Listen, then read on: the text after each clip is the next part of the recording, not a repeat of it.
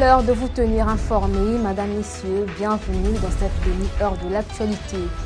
Au sommaire, après la clôture de son séjour de travail à Lumo, le président Denis Sassou Nguesso est descendu à Oyo pour une autre visite de travail. Les détails à suivre dans ce journal.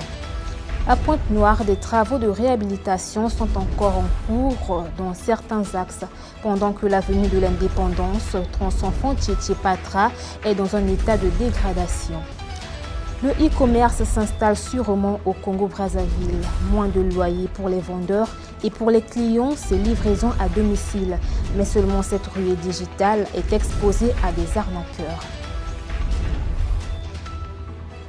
Voilà pour les titres, restez avec nous pour les dérouler.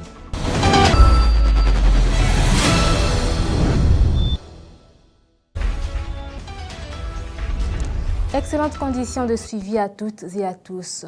En quittant le district de Lumo, le président de la République, Denis Sassou Nguesso, a atterri à Oyo hier jeudi pour une visite de travail dans le but d'améliorer les conditions de vie des populations. Suivez. Après le département du Poul où il a procédé à la mise en service du réseau électrique Luingi-Boko-Lumu et le système d'adduction d'eau de Boko, le président de la République, Denis Sassou Nguesso, est arrivé ce jeudi 16 juillet 2026 à Oyo dans le département de la Cuvette. Le chef de l'État poursuit ainsi un périple à l'intérieur du pays destiné à l'accomplissement d'un engagement, celui de l'amélioration des conditions de vie des populations sur l'ensemble du territoire national. Ce vendredi 17 juillet, le président de la République, fidèle à ses engagements, va se rendre à Mosaka, chef-lieu du département du Congo-Ubangui, où il va procéder à l'inauguration du réseau électrique. De retour à Oyo, 48 heures après, Denis Sassou Nguesso est attendu le dimanche 19 juillet 2026 à Alembe, département de Kenya-Alima, pour la même cause. L'objectif est de connecter tous les chefs-lieux des départements du Congo et les localités de l'arrière-pays au réseau électrique national et améliorer l'accès des populations aux services de base, à l'instar de l'offre de santé et d'eau potable. Il convient de rappeler que le président Denis Sassou Nguesso a fait un cap à Mosaka dans le département du Congo-Ubangui où il a inauguré le réseau électrique ce vendredi 17 juillet 2026. Le reportage est relatif à suivre dans nos prochaines éditions. Poursuivons ce journal avec cette autre information. La Caisse d'assurance maladie universelle, CAMU en sigle, a procédé hier jeudi 16 juillet 2026 au lancement de la campagne nationale d'enrôlement des travailleurs indépendants et aux professionnels libéraux. Objectif, garantir aux citoyens un accès équitable aux soins de santé. Voilà, c'est un reportage de Rudy Glama-Swangui et PJ Ngoma.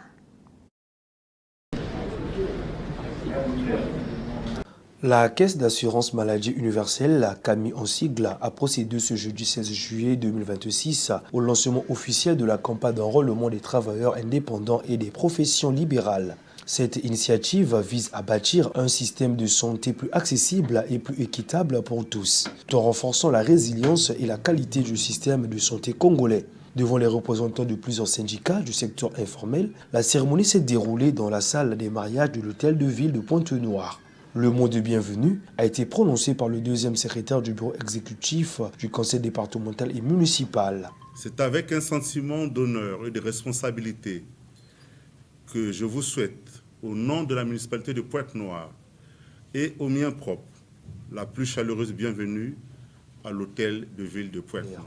En mettant en œuvre cette campagne, la CAMU entend créer les conditions nécessaires pour permettre à chaque citoyen de bénéficier d'une couverture contre les risques liés à la maladie. Une ambition rappelée par le directeur général de la CAMU qui a souligné que la santé constitue un droit fondamental et un levier essentiel du développement humain. Et quand vous êtes affilié à la CAMU, eh bien pour tous les travailleurs indépendants, vous avez des cotisations à effectuer.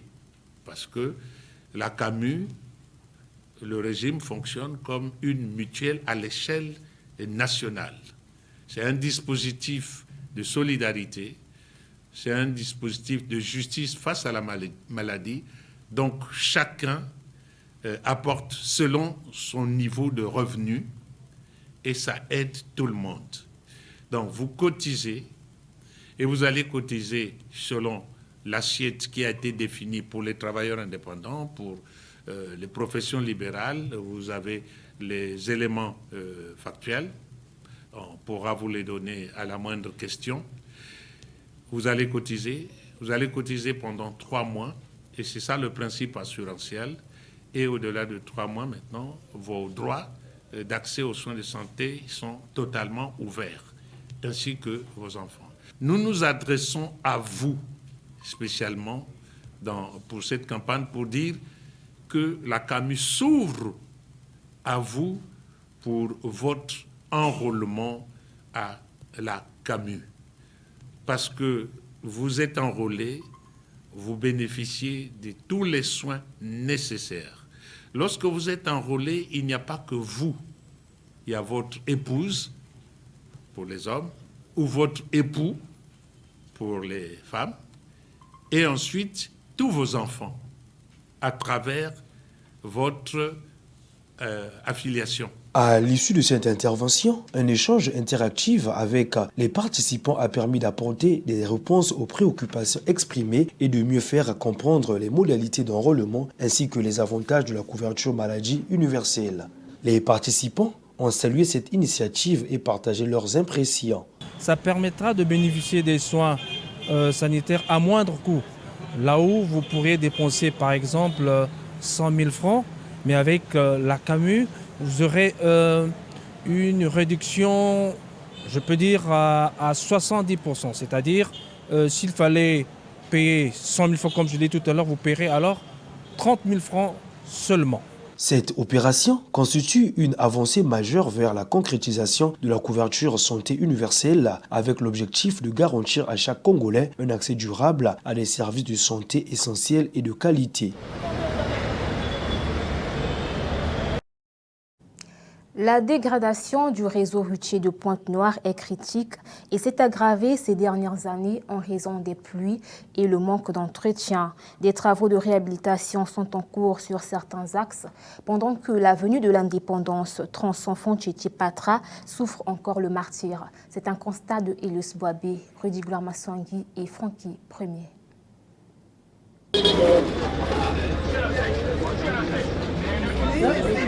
Le réseau routier de Pointe-Noire fait face à une dégradation sévère, particulièrement dans les quartiers périphériques. C'est vrai que plusieurs grandes avenues du centre-ville et de la cité urbaine vivent au rythme des travaux de réhabilitation. Celles des zones périphériques attendent leur tour, s'il faut le dire. Malheureusement, elles sont truffées de nids de poules et de trous béants. Le cas de l'avenue de l'Indépendance, entre Fontier et Patra, en passant par la zone des 5 chemins, en est un exemple palpable. Face à cette réalité quotidienne des routes abîmées, les usagers s'indignent.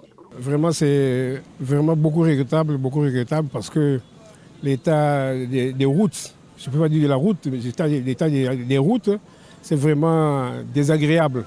Nous avons beaucoup de difficultés de se déplacer parce que les automobilistes et ceux qui font le transport là nous demandent beaucoup d'argent. Ils ne font pas le trajet qu'il faut, mais il fait de moitié par moitié des demi-terrains. Donc ça nous coûte beaucoup, ça frappe sur la population. Ça frappe sur la population. Si vous avez par exemple 1000 francs pour le déplacement d'ici à la grande gare, ça ne peut pas répondre. Compte tenu de l'état des routes. Et ils avancent comme raison que l'état des routes, les routes ne sont plus bonnes et nos véhicules se détériorent de temps en temps. Donc il faut qu'on aménage les routes, sinon on ne peut pas. Ça c'est pendant que la saison sèche, mais comme de fois pendant la saison de pluie. C'est impraticable. Je félicite ceux qui transportent, qui donnent leurs moyens pour transporter la population.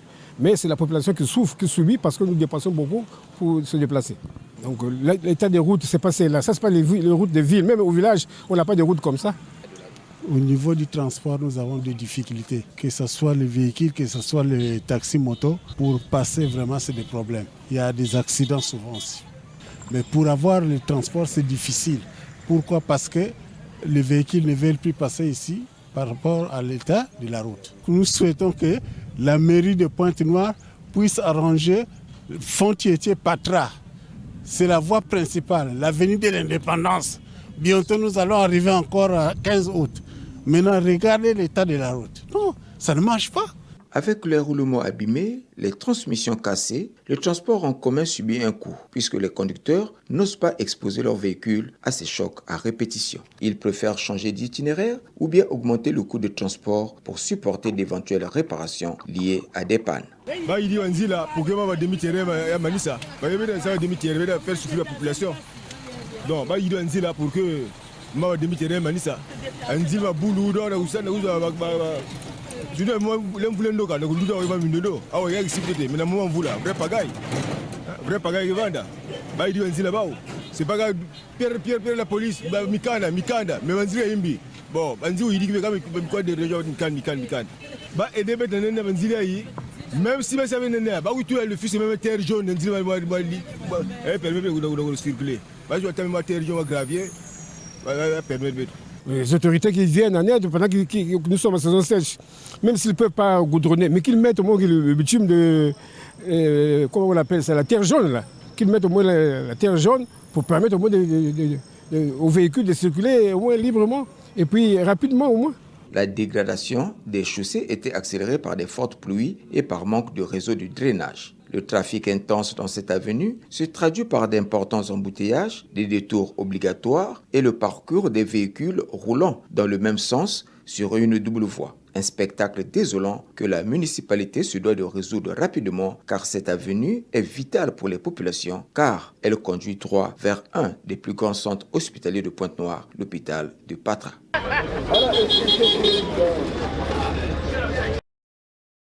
La réhabilitation des infrastructures routières de la ville économique en cette période de saison sèche est devenue une priorité de la municipalité de Pointe-Noire puisque l'avenue Richard Bongo à Vungu, à hauteur du Contre-Rail, est en chantier pour faciliter la circulation aux usagers de la route. Rudy Gloire-Maswangi et Francky Premier. Réhabiliter le réseau routier de la ville de Pointe-Noire est une priorité pour la municipalité de la ville océane, comme c'est le cas de l'avenue Richard Mbongo à Vungu vers le Contre-Rail. Sur le terrain, les agents de la mairie sont à pied d'œuvre pour réparer cette partie longtemps dégradée avec les engins qui sont en train de compacter et passent à les grosses réparations. Et l'autre consiste à concasser le gravier. Pour les populations de ce quartier, c'est le retour de la dignité. Vraiment qui toque propre, bien là. Vraiment, madame le maire, merci. Parce que elle y a vendu vrai bizarre.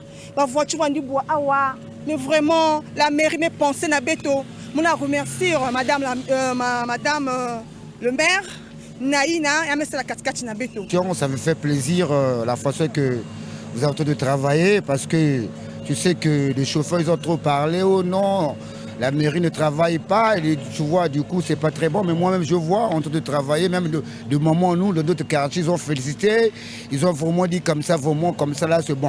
La réhabilitation de cette avenue n'est pas juste couler du goudron, c'est de reconnecter plusieurs quartiers comme Vungu en Paka. Déjà, c'est une joie pour nous parce que cette voie principalement qui guide vers la pharmacie Pascal, elle est beaucoup empruntée et il y avait vraiment du désastre ici. Et nous remercions le maire pour son travail, c'est vraiment bien.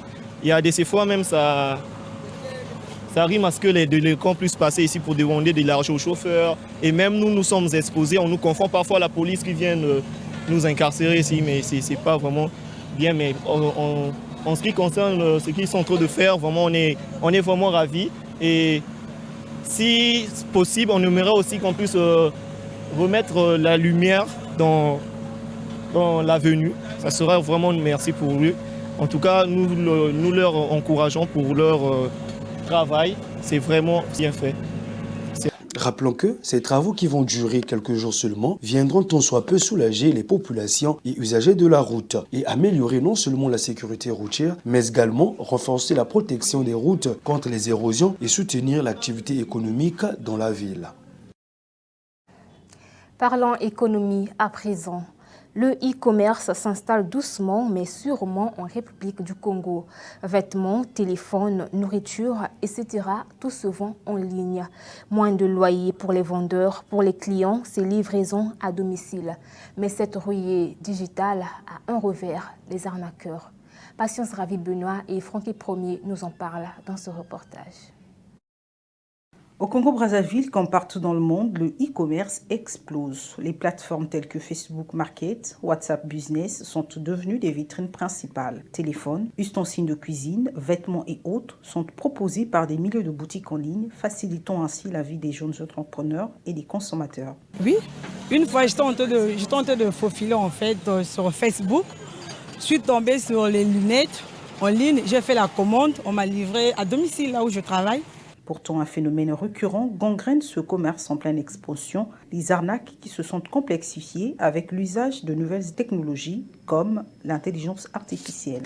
En réalisant des échanges en ligne, les risques proviennent essentiellement de la propagation d'informations confidentielles nécessaires à l'achèvement de la commande, des problèmes de livraison, l'absence de services après-vente. On peut retrouver des faux sites marchands, des contrefaçons ou des produits non conformes par rapport au visuel du site. Acheteurs et vendeurs, personne n'est épargné. Les escrocs utilisent des méthodes simples mais efficaces. La plus courante, le faux vendeur qui publie un produit à prix cassé et exige un paiement par transfert monétaire avant la livraison, puis coupe tout contact. Autre technique, le trop perçu, l'acheteur paye plus que le prix et demande un remboursement de la différence par transfert. Le chèque initial s'avère faux. La méfiance des clients freine aussi ce secteur, la peur de payer et de ne rien recevoir, la peur de la contrefaçon, l'absence d'adresse fiable pour des livraisons. Résultat, beaucoup privilégient encore le paiement à la livraison. Bon, au fait, d'après moi, quand tu commandes déjà quelque chose en ligne, toi, pour décaisser de l'argent, il faudrait que tu puisses d'abord voir ce que tu as vu sur comment la paie sur l'internet. Tu ne peux jamais envoyer de l'argent sans pourtant avoir quelque chose en fait. Donc c'est ce que je peux dire, avant de donner l'argent, tu dois d'abord recevoir ce qui t'intéressait sur Facebook. Une fois, tu reçois ton truc et tu donnes de l'argent. C'est tout ce que je peux dire en fait. Pour éviter les pièges, les experts recommandent la remise en main propre, vérifier la réputation du vendeur via les avis et refuser les paiements par transfert ou carte prépayée à un inconnu. En cas d'arnaque, il faut conserver les preuves et porter plainte. Le e-commerce a l'avenir au Congo-Brazzaville, mais si et seulement si la confiance s'installe. Un autre chapitre dans ce journal. La population qui vit autour du cimetière de Mongokamba, situé dans le 4e arrondissement Lwanzli, est dans une situation inconfortable. L'état d'immondice jeté aux abords de ce cimetière rend l'air irrespirable. S'ajouter à cela, les cas d'insécurité. C'est un reportage de El Mishmoueme, Pradi Marden, Angie la Merveille, rendu par Elios Boabé. Cimetière de Mongokamba, un ancien site d'inhumation publique situé dans le 4e arrondissement Lwandili, fait face actuellement à des problèmes d'insalubrité, d'occupation riveraine et de sécurité. En effet, ce patrimoine funéraire, qui est dans un état d'abandon depuis plusieurs années déjà, est transformé par des riverains en dépotoir d'ordures ménagères dans quelques endroits. Ce qui n'arrange pas ces derniers, surtout lorsque ces détritus sont brûlés à longueur de journée. Des odeurs nauséabondes qui rendent l'air irrespirable. Vraiment bête garer ba camion moyen pour respirer bien qu'elle fait. Na ba cimetière poubelle et sous nyonso. Quel côté na bête ko tina ba habiter na kacha ba pango ba ntruna. Ba sale ba plaque ba poubelle ba vaga verda. Il va l'un l'autre poubelle ne parce que si on l'autre poubelle ni place à tout lieu qu'elle fait. La fois dernière la verda la vanda ba bac vandak mais bac me ko ya go diminuer. Ba bac me ko fiot donc faut ajouter ba bac à verda pour que poubelle diminuer quoi. Sungue vraiment ça nous rend malade. Parce que les toilettes, les besoins, les poubelles, tout, ça nous rend vraiment malades. Beto avec les chauffeurs, mais vraiment avec les supporters, que vraiment en tout cas trop salité. Les quartiers vraiment en tout cas poubelle trop, faut pas qu'ils aient pas catuliao. C'est-à-dire mettre les navets, là où c'est-à-dire poubelle sont trop. Sinon vraiment c'est pas catuliao vraiment en tout cas vraiment vrai passe. Baga qui biga banane wa bien ba la mérina. Bon 3 jours, on met catuliao on met nata wa ba biga ou ya vanda pagawa. Mais je pense que nous avons côté de l'attaque. Donc vraiment, en tout cas, nous y a le sanité. Bon, ben tel be mosfaswe. Côté batna seba parking, bana futa ba taxe. Ben tel la poubelle ba bim nyonso. Compagnie ko za ramasser ma titi, batna vivre na kacha salité, batna zo ba maladie, batna mélanger na ba bim kirikiri, donc batna respirer bi, batna fo kirikiri. Est-ce que c'est normal ou pas? Mon état citoyen congolais, maison ça semble intérêt et mounou na santé bet aux congolais. Amen. Hormis cet état d'immondice, les abords du cimetière sont parfois occupés et utilisés pour le commerce et le maraîchage au détriment de l'hygiène liée au sol d'un ancien cimetière. Le pire dans tout cela, c'est la montée de l'insécurité autour et dans le cimetière avec des abris pour bandits de grand chemin appelés la mosquée que personne ne s'y aventure s'il n'est pas fort ou courageux au risque d'être dépouillé de tous ses biens. Vraiment, la Kachkok, vraiment, en tout cas, devant l'État congolais, vraiment se tenir béto. Donc ça, là, un peu contre la Kachkok. Moi, il y a un côté aussi que nous avons dit en bas, qu'il y a des mindondo, que beaucoup de bima, vraiment mal installé la Kachkok, vraiment, bien se tenir béto. Il y a vraiment aide l'État congolais, vraiment, ma titia, vraiment, il y a les Katoulia ou il y a nous, on a lutté ça, vraiment. Même si le cimetière de Mongokamba ne reçoit plus les parents qui nous quittent actuellement, mais que l'on respecte au moins la mémoire et le repos de nos grands-parents. Profaner ces tombes par quelque moyen que ce soit est un parjure. Car selon le célèbre poète sénégalais Birago Diop, les morts ne sont pas morts, ils sont partout avec nous. Et Victor Hugo de surenchérir, les morts sont des invisibles, mais non des absents. Fin de citation. Montons à présent à Tister pour dire que le nouveau marché de Tister, dit marché de Huy, construit par les autorités, n'est pas toujours la bienvenue par la majorité des commerçants et des clients de Tister qui préfèrent plutôt l'emplacement de l'ancien marché pour des raisons qu'ils évoquent ici dans ce reportage de Elmi Chemouimé et NG La Merveille. À Tister, une question alimente des discussions entre commerçants et consommateurs. Où se trouve aujourd'hui le véritable marché? Au nouveau marché ou à l'ancien marché? Puisque malgré la construction du nouveau site, de nombreux commerçants affirment qu'il manque de clients. Les ventes sont faibles et plusieurs vendeurs ont préféré retourner à l'ancien marché où l'activité reste plus importante. Mais moi, j'ai refusé d'aller là-bas parce que j'ai acheté ma table là-bas à 85 000. Mais le marché est inachevé. Le marché n'est pas encore fini. Mais comment aller là-bas? Il n'y a même pas les toilettes. Comment on va vivre là-bas? Qui m'a betuna vutuka kawa parce que awa station nyonso ke ya koyida ma parce que betuna banda nyonso ikele betuna ba dépôt betuna nyonso lumière tout ba boutique. Mais dans ce cas Zando Azulina attaque make kuna même de conditions bizarres.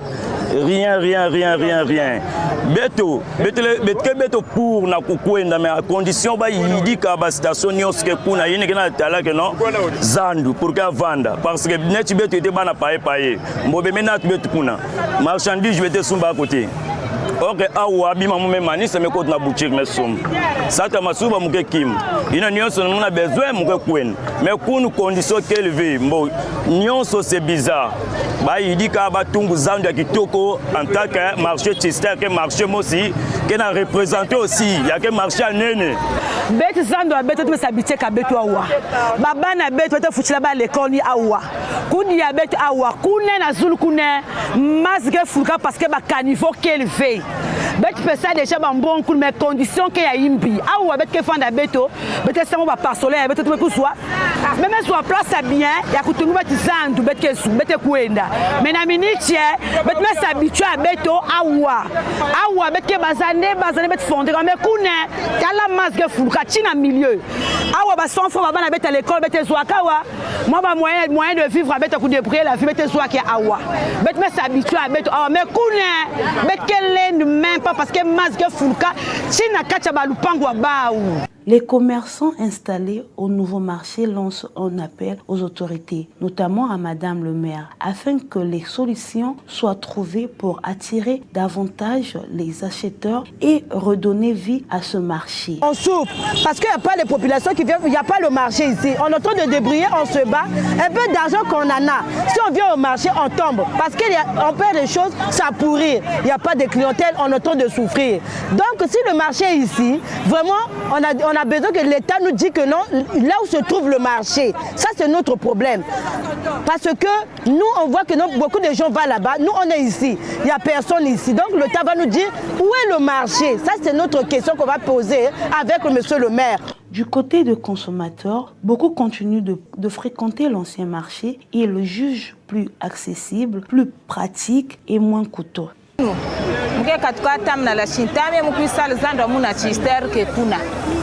Babim ke marché que kuna na ba pri aussi que façon akaka awa memba yin ke fe na mbongo menge ku sal Zando wange ke dia bien na ba ban même si na 2000 ke sal Zando wange bien mais c'est pas bazando façon yin Alors, le nouveau marché peut-il réellement devenir le principal centre commercial de Tzister où l'ancien marché restera-t-il le choix privilégié des commerçants et des clients? L'avenir nous le dira.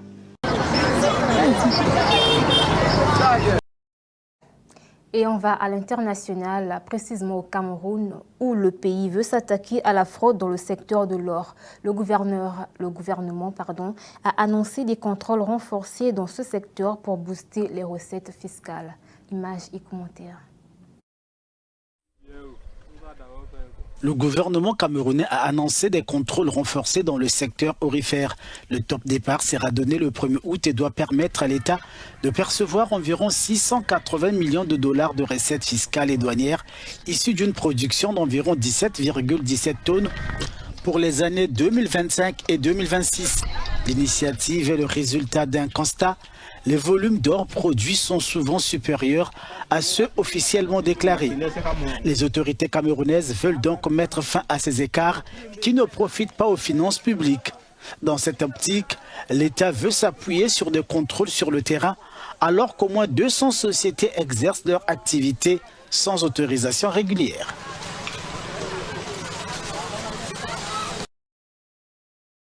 Du côté de l'Ouganda, un bus transportant des écoliers de retour d'une sortie scolaire a fait une sortie de route tuant 20 enfants et un adulte. Un accident tragique dans un pays où le bilan routier est particulièrement lourd. Suivez. En Ouganda, un tragique accident de la route a coûté la vie à 20 écoliers et un adulte. Le drame s'est produit lorsqu'un bus transportant des élèves de la King David Junior School a quitté la chaussée avant de percuter un gros rocher et de se renverser. Selon les premières conclusions de la police, le conducteur aurait perdu le contrôle du véhicule qui revenait d'une sortie scolaire aux chutes de Sipi. 3 adultes et plusieurs enfants ont également été blessés et sont actuellement pris en charge à l'hôpital. Une enquête est en cours pour déterminer les circonstances exactes de l'accident. Ce nouveau drame remet en lumière les graves problèmes de sécurité routière en Ouganda, où les accidents mortels sont fréquents en raison du mauvais état des routes et des excès de vitesse.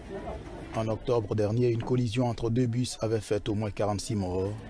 En 2024, le pays a enregistré plus de 4400 accidents mortels, causant plus de 5100 décès. Le locataire de la Maison-Blanche accuse la Chine d'avoir manipulé l'élection présidentielle américaine de 2020, pendant que les experts affirment qu'aucune information crédible n'a été révélée, montrant une manipulation des dépouillements de vote. Suivez. La Chine a-t-elle manipulé l'élection présidentielle américaine de 2020 perdue par Donald Trump?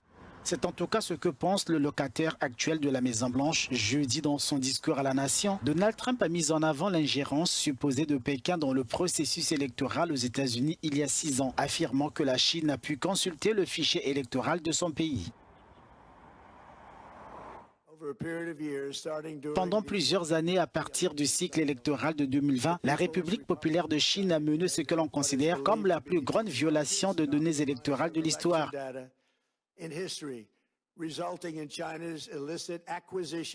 Ce qui a permis à la Chine d'acquérir illicitement 220 millions de dossiers d'électeurs américains. Ces informations comprennent les noms, adresses, numéros de téléphone, préférences politiques et autres données sensibles nécessaires pour s'inscrire sur les listes électorales et se livrer à d'autres activités malveillantes. C'est ce qui s'est produit exactement. Mais selon des experts, aucune information crédible n'a été révélée montrant une manipulation de dépouillement des votes en 2020 par des acteurs étrangers. Des observateurs estiment par contre que Trump s'est concentré sur la Chine tout en passant sous silence la Russie. Moscou, selon les responsables des services de renseignement, aurait favorisé Trump en 2016 et 2020. Donald Trump a remis la thèse du complot au goût du jour à l'approche des élections de mi-mandat aux États-Unis. Le système électoral américain régi par les États et non par le gouvernement fédéral constitue un atout, rassurent les experts en sécurité électorale. Ainsi donc se referme cette page d'information. Je vous remercie de l'avoir suivi. Madame, Messieurs, partagez l'amour autour de vous car c'est le plus important. Excellent week-end à tous et à toutes. On se retrouve demain, toujours avec le même plaisir.